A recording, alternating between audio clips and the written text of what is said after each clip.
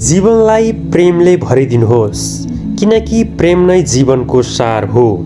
नमस्कार, आज हामी ओशोको अमूल्य शिक्षाहरूबाट प्रेम र स्वतन्त्रताको गहिरो अर्थ बुझ्ने प्रयास गर्नेछौँ। ओशो भन्नुहुन्छ, प्रेम र स्वतन्त्रता एकै सिक्काका दुई पाटा हुन्। जहाँ प्रेम हुन्छ त्यहाँ स्वतन्त्रता हुनै पर्छ र जहाँ स्वतन्त्रता छैन त्यहाँ प्रेम पनि छैन। धेरैजसो मानिस प्रेमलाई नियन्त्रण र अधिकारको रूपमा लिन्छन्। आफ्नो पार्टनरलाई नियन्त्रण गर्नु, आफ्नो चाहना अनुसार चलाउनु खोज्नु अनि त्यसलाई प्रेमको रूपमा बुझ्नु ठुलो भ्रम हो। ओशोको अनुसार वास्तविक प्रेम भनेको स्वतन्त्रता दिनु हो। जसले हामीलाई बन्धनमा पार्छ त्यो प्रेम होइन, त्याग हो। प्रेममा स्वतन्त्रता भनेको एक अर्कालाई आफ्नो बाटो हिँड्न दिनु हो, आफ्नो व्यक्तित्वलाई स्वीकार गर्नु अनि आत्मस्वीकृतिमा आधारित सम्बन्ध बनाउनु हो।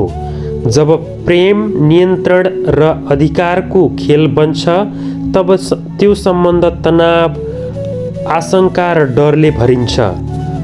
ओशोले प्रेमलाई एक आनन्दको रूपमा लिन सिकाउनुहुन्छ, जहाँ कुनै अपेक्षा, डर वा नियन्त्रण हुँदैन।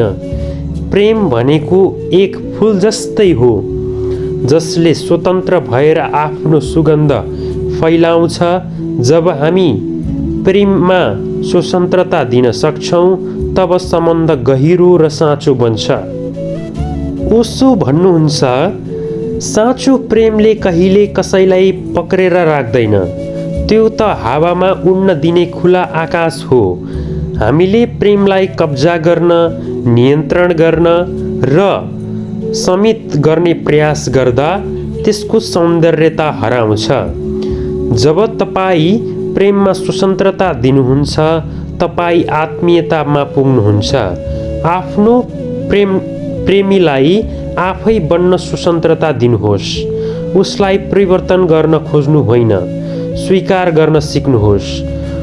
ओशोको शिक्षा अनुसार साँचो प्रेममा डर हुँदैन, बन्धन हुँदैन, केवल स्वतन्त्रता र स्वीकृत हुन्छ।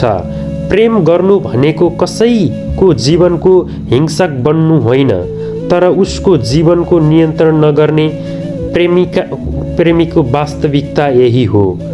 यो शिक्षा आत्मसात गर्दा हाम्रो सम्बन्धहरू साँचो र आनन्द र शान्त प्राप्त गर्न सक्छौँ।